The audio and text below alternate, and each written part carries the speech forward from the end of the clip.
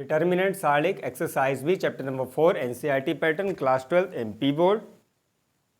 आते बच्चों 3/3 के डिटर्मिनेंट सारणिक को सॉल्व करना सिखाता हूँ। कैसे सॉल्व करेंगे, इससे पहले हमने एक्सरसाइज ही में 2/2 के दो कोटि के वर्गावयव को दो कोटि के सारणिक को सॉल्व किया हमने। अब यहाँ पर हम 3 कोटि के वर्ग सारणिक को सॉल्व करेंगे। ठीक है, A11, A12, A13, A21, A22, A23,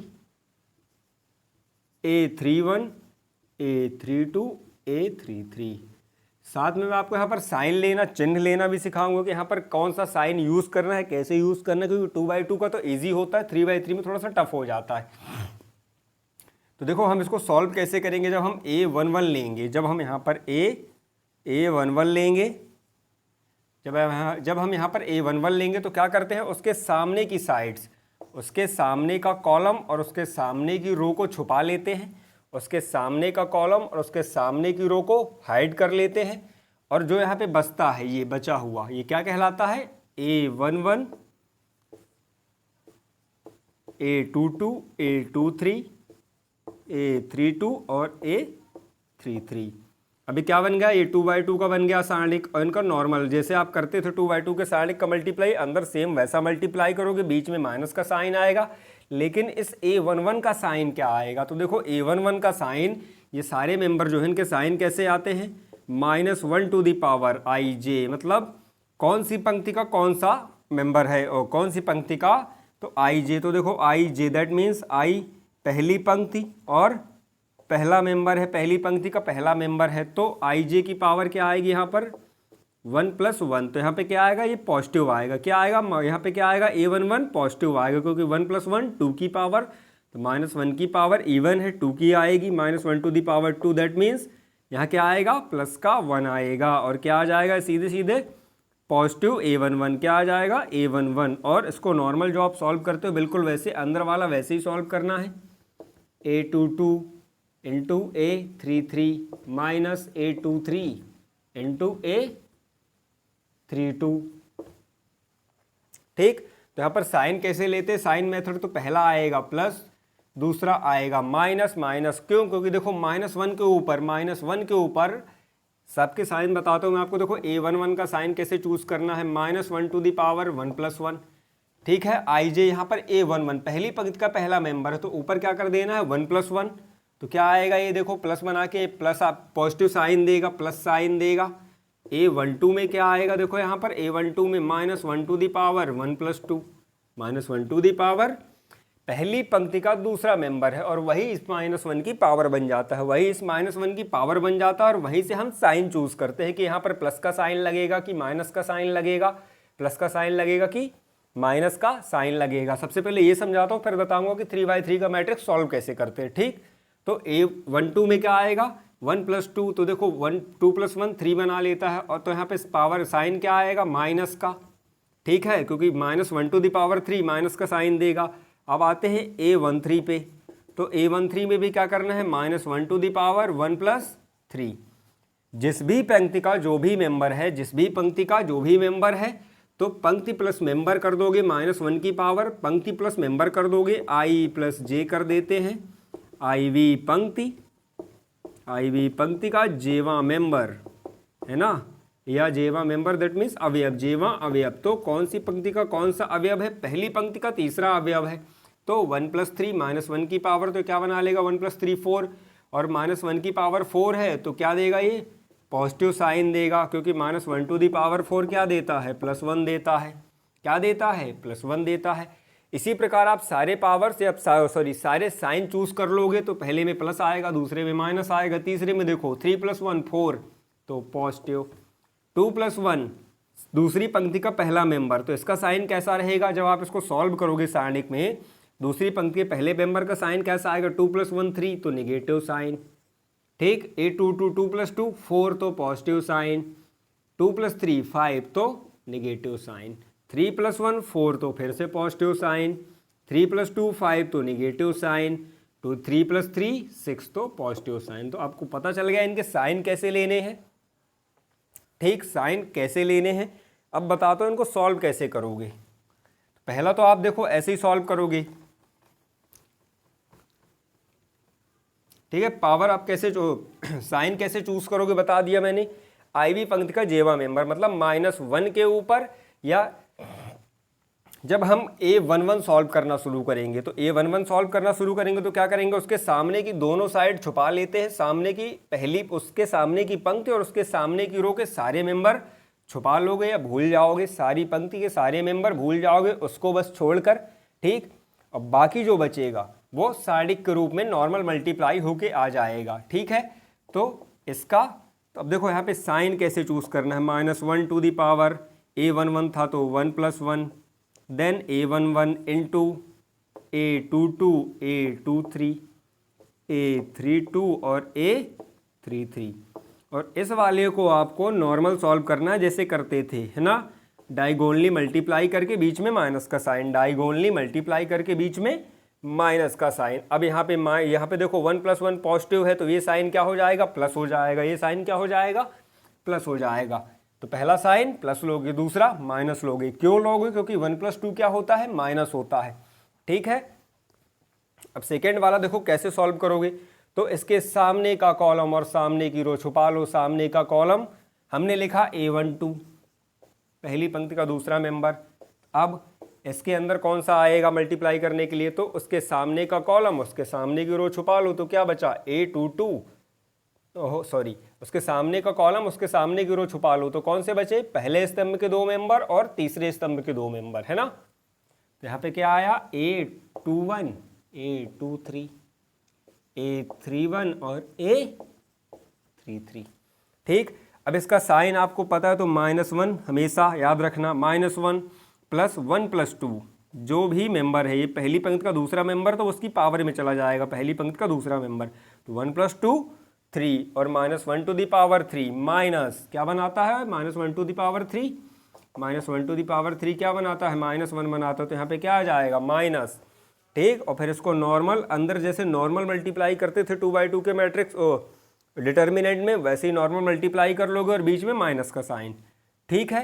तो ये तो बिल्कुल सिंपल तरीका, जैसे जब आप A13 पे पहुंचोगे तो सामने की पंक्ति और बिल्कुल सामने की बिल्कुल सीध की पंक्ति और सीध का स्तंभ, सीध का बिल्कुल सामने करो और सामने का कॉलम छुपा लोगे, क्या बचेगा A13 और उसका किसके साथ मल्टीप्लाई होगा, जो बचे हुए 2 मेंबर 4 जो बचे हुए मेंबर आपको दिखेंगे, ठीक। अब ऐसा नहीं कि यहाँ से उल्टा हो जाएगा, A13 है देखो A13, ठीक, -1 टू दी पावर 1 + 3, ठीक। तो 1 + 3 4, तो यहाँ पे पावर क्या आएगी, पॉजिटिव, क्या आएगी पावर, पॉजिटिव, तो ये बना लेगा A13 पॉजिटिव, ठीक है, प्लस का साइन आ जाएगा। अब बच क्या रहा है, A21 A22 A21 A22 A31 और A32। कई बार बच्चे क्या करते हैं कि ऐसा देखा उन्होंने तो इसको ये वाली लाइन पहले कर देते, तो आपको चलना यहीं से है, आपको चलना क्या है, बिल्कुल शुरू से ही है, ठीक। चाहे आप लास्ट वाले मेंबर से हो, यहाँ से ऐसा दिखे उससे कोई फर्क नहीं पड़ता है, ये आप उसके मेंबर के पीछे ही जाएगा, ये 13 के पीछे ही जाएगा। और साइन कैसे चूज करना है ये भी इजी है, ठीक। इसमें एक नियम और चलता है, अगर आपको डफ लगे तो सेसर का नियम कहलाता है, एक नियम और चलता है सेसर का नियम। 3 कोटि के वर्ग सारणिक को सॉल्व करने का एक नियम चलता है, सेसर का नियम।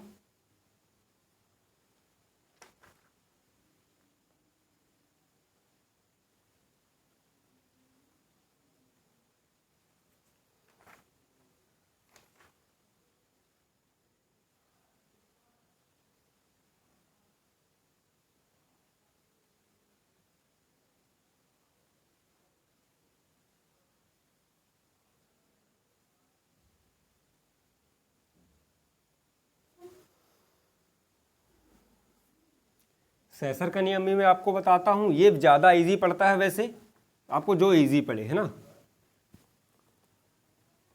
क्वेश्चन करेंगे तो ज़्यादा और अच्छे से समझ में आएगा। आपको बस क्या ध्यान देना है, इसमें सबसे ज़्यादा इंपॉर्टेंट है साइन। साइन कौन सा चूज करना है, किसका साइन प्लस है किसका माइनस है, तो बेहद ईजी तरीके से मैंने बता दिया कि -1 हर मेंबर के साथ मल्टीप्लाई, मतलब हर मेंबर के साथ रहता है, -1 के ऊपर उस मेंबर का पहली पंक्ति का पहला मेंबर है तो 1 + 1 कर लोगे, पहली पंक्ति का दूसरा मेंबर है तो 1 + 2 कर लोगे, तीसरी पंक्ति का पहला मेंबर है तो -1 × 3 + 1 कर लोगे। अब 3 + 1 4 तो पॉजिटिव साइन, 1 + 2 3 तो निगेटिव साइन। देखो ये A12 में निगेटिव साइन और ये A11 में देखो पॉजिटिव साइन, क्योंकि 1 + 1 क्या बनाता है 2, और माइनस के ऊपर प्लस 2 की और माइनस के ऊपर 2 -1 के ऊपर 2 की पावर क्या देगा, पॉजिटिव वैल्यू देगा। ठीक, अब आते हैं सेसर के नियम पे। ये ज़्यादा इजी पड़ता है, हालांकि सेसर का नियम भी इजी है।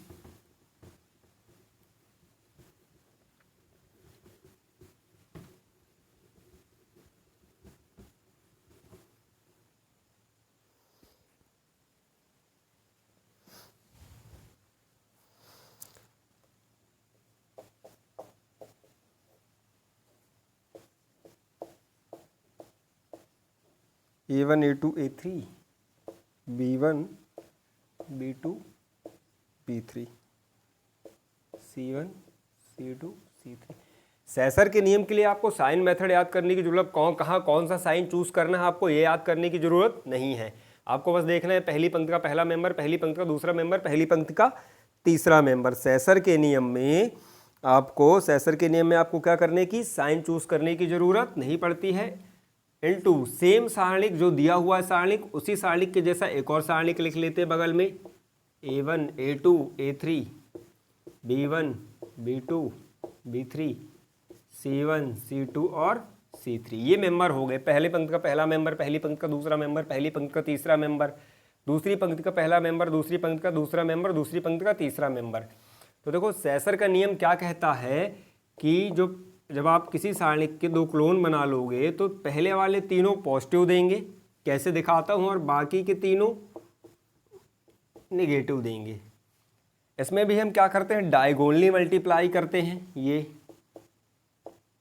तो आता है A1 B2 C3 प्लस, ठीक है, A1 B2 C3 तीन ही मेंबर तक जाता है। ठीक, A2 B3 C1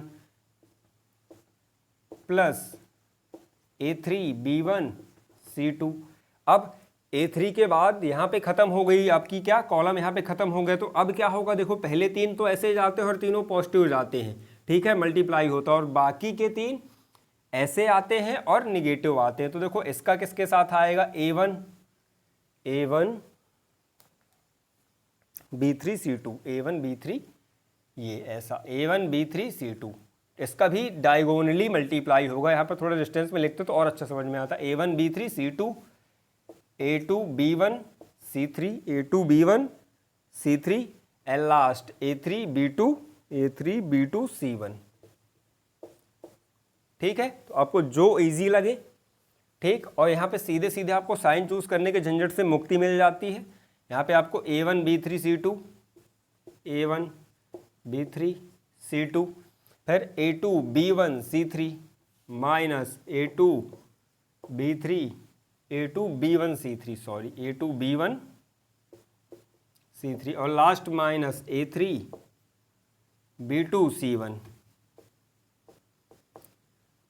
तो ये भी एक शॉर्टकट तरीका है तीन कोटि के सारणिक को सॉल्व करने का। ठीक, इसके पहले वाला ज़्यादा इजी पड़ता है, वैसे ये भी इजी पड़ता है, अगर किसी को मतलब आप जिसमें ज़्यादा कंफर्टेबल महसूस करें।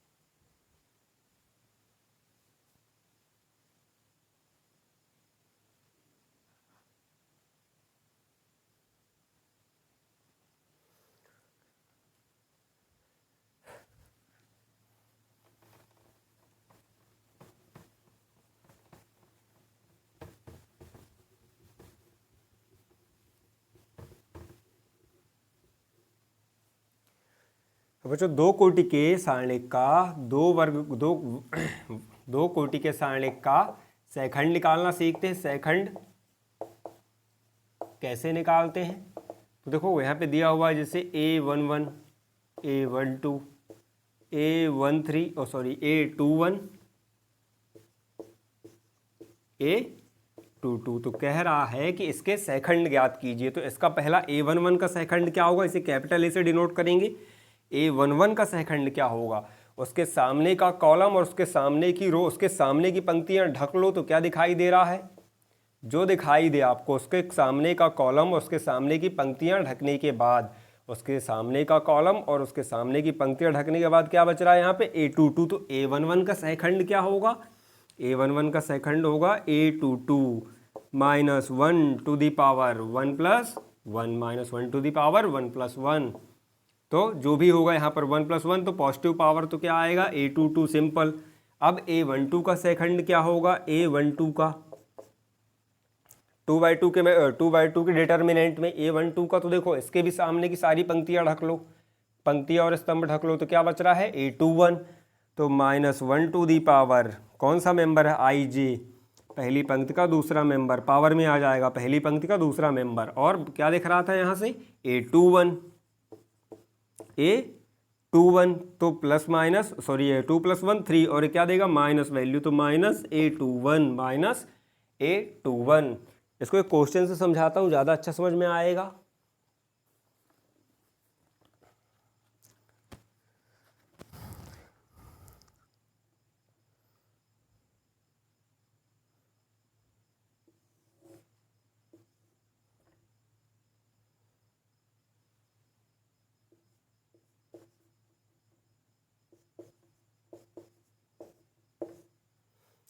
ठीक है, तो यहाँ पे कह रहा है कि इसके सेकंड ज्ञात कीजिए। तो देखो आपको पता है इसके सामने हम एक सिमिलर 11 A12 A21 और A22 उसी कोटि का एक सारणिक लिख देते हैं। तो अब देखो A11, तो A11 में आप क्या करते थे, सामने की पंक्ति और सामने के स्तंभ ढक लेते थे। A11 का second minus 1 to the power 1 plus 1 है ना, जो भी मेंबर है यहाँ पे 1 + 1 1 है तो 1 + 1 इंटू क्या दिखाई दे रहा है A22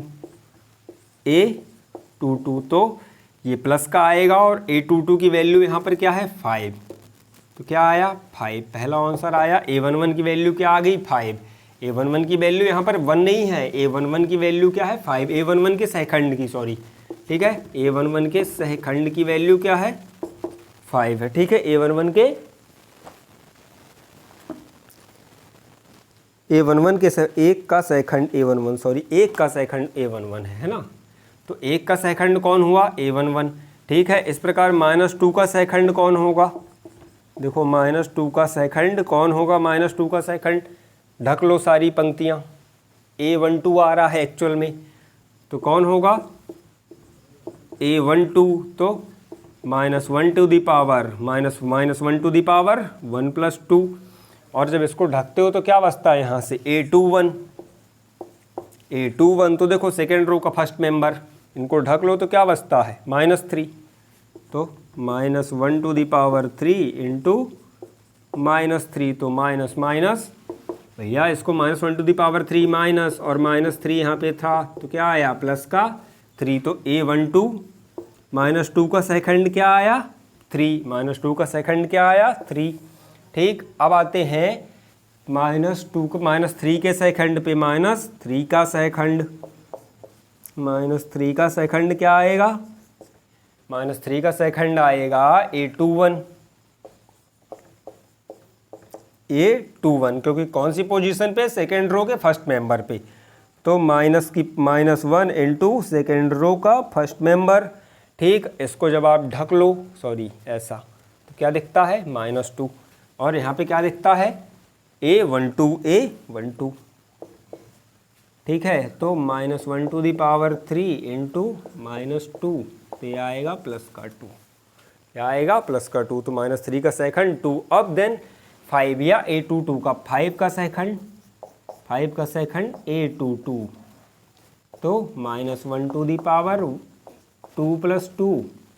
ठीक है, A22 तो A22 को देखो जब A22 पे है, ढक लो, तो क्या बच रहा है A11, क्या बच रहा है A11। तो देखो यहाँ पे -1⁴ प्लस का 1, -1⁴ और A11 की वैल्यू 1, क्या आया 1। तो आपके सेकंड निकालना भी आपने सीख लिया है, 3/3 और 3 कोटि के सारणिक का भी सेकंड निकालना आपको नेक्स्ट क्लास में बताऊंगा। हालांकि 3 वाला ज़्यादा इजी पड़ता है, 2 दोनों ही ईजी हैं। अभी जो आपने पहले किया था 3/3 का मैट्रिक्स कैसे, 3/3 का डिटर्मिनेंट कैसे सॉल्व करते हैं, एज वेल एज बिल्कुल वैसे का वैसा ही है। क्वेश्चन पे परफॉर्म करेंगे तो और अच्छे समझ में आएगा।